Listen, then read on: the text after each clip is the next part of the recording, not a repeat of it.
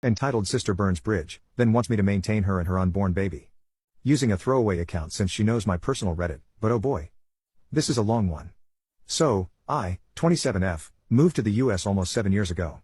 I have two half-sisters from my father's side, all from different women.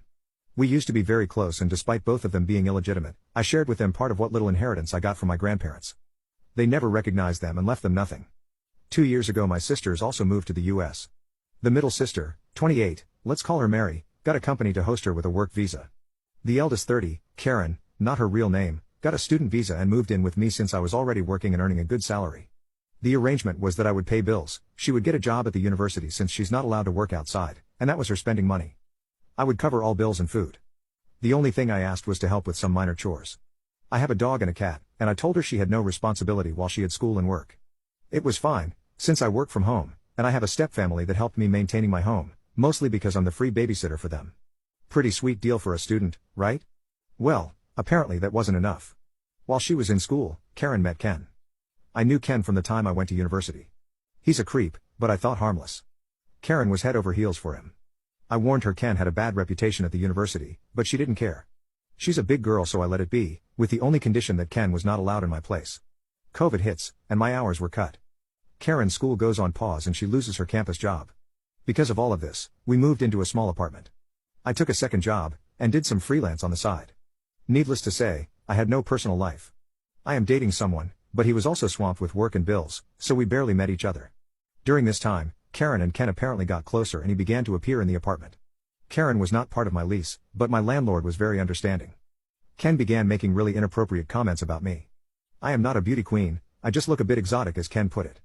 I'm mixed race from the Caribbean, so I have a bit of everything and somehow it all shows.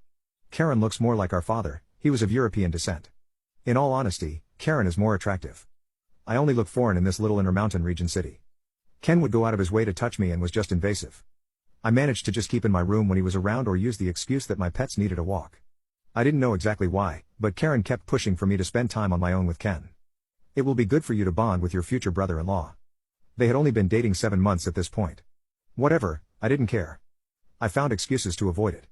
November 2020 I got a better position at my main career job, so I was able to quit my second job and have more me time.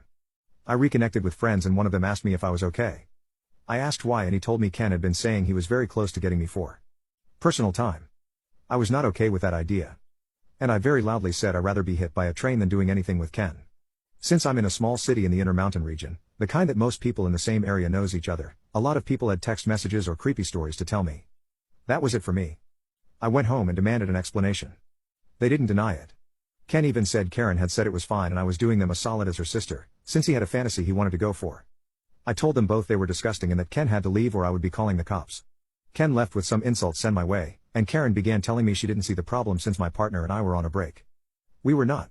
I told her I was not for her to sell around like property and that she had 2 weeks to find a place of her own. I was done with her. I called all my relatives, sent them copies of the text messages I was given, and no one in our family wanted anything to do with Karen. She moved in with Ken a few days later. It took me some effort, but I was able to get a restraining order for Ken. Couldn't get one for Karen.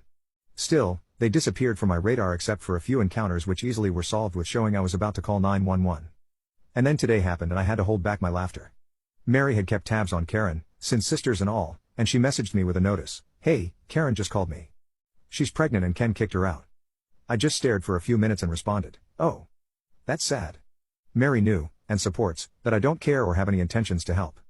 Karen used Mary's phone to call me.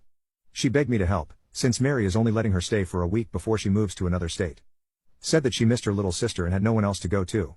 That she knows I have family health insurance, I pay for private health insurance for 2 relatives that are in hard times and have health conditions, and that I could do something like that for her pregnancy medical bills.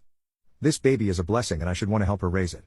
Meaning, I pay for everything. I let her pour her heart out for a good 5 to 7 minutes, then said nope. I ended the call. She tried calling again for a while, then stopped when I got a text message from Mary saying she had left her phone on the counter and she was sorry for the spamming. Most of my family agrees with me, even Karen's mom. The only one that disapproves is Karen's aunt. She's not my aunt, but I called her aunt anyway since I've known her for many years. She's been putting pressure on me most of the day. She only stopped when I told her one more message and I would show her text messages to my stepfather, who is her landlord. I feel bad for the baby, to a point. But this is one of those moments that all I can think is this is not my circus, and these are not my monkeys. Edit 1. Someone mentioned the region inconsistency. I never looked into it, since I didn't really care, but where I live I heard Midwest and Northwest interchangeably. As far as I was concerned, it was the same thing. We don't have that type of regions in my country. So, I decided to Google while at work and found out neither is right. I live in the Intermountain region. Thanks, random stranger, for making me check on the messy regional system. Not even Google agrees on it. Also a small explanation on my grandparents. They were very old traditionalists. By the end of their lives, they didn't have much to give, so they chose to give it to the legal grandchildren. My sperm donor father had many children. I might not even know all of them. Grandparents were just tired of every other year having a new grandchild appear, and in some cases a moocher mother attached. Last, Karen's visa. She had an extension since COVID, but that is over. She's overstaying her visa. This is very common. I have relatives that do it. I don't agree, but I also had one foot in since my stepfather is American.